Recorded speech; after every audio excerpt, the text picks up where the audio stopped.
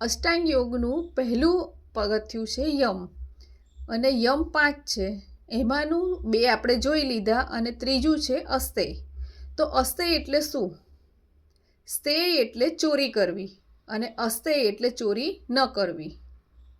બીજાની વસ્તુ પૂછ્યા વગર લઈ લેવી, એને વધુ સમય માટે પોતાની પાસે રાખી મૂકવી, બીજાની વસ્તુ પર પોતાનું નામ લખવું કે જરૂર ના હોય એ વસ્તુ લેવી, એને ચોરી જ કરી કહેવાય. આપણે ભલે કોઈ વસ્તુ કોઈકની લઈ નથી લીધી, પણ મનમાં પણ આપણે વિચારીએ કે આપણે આ વસ્તુ આપણને મળી જાય, અથવા આ વસ્તુ મારે આની આ લઈ લેવી છે.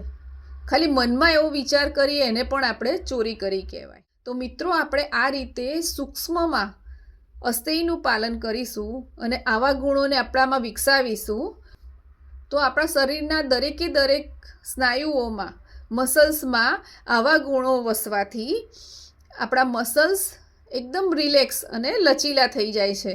અને આપણે જ્યારે આસન કરીએ છીએ ત્યારે આસનની અંતિમ સ્થિતિ સુધી સરળતાથી પહોંચી શકીએ છીએ. તો આવા યમ અને નિયમના ગુણોને આપણા જીવનમાં, આપણામાં ઉતારી, એને બરાબર અનુસરી અને આપણે યોગનો સાચા અર્થમાં બેનિફિટ લઈએ. હવે આના પછી ચોથું યમ છે અપરિગ્રહ. એ આપણે જોઈશું નેક્સ્ટ વિડીયોમાં. તો નોટિફિકેશન માટે બેલ આઇકોન દબાવવાનું અને ચેનલને સબસ્ક્રાઈબ કરવાનું ભૂલતા નહીં. મળીએ નવા વિડીયોમાં અપરિગ્રહની વ્યાખ્યા સાથે. નમસ્કાર.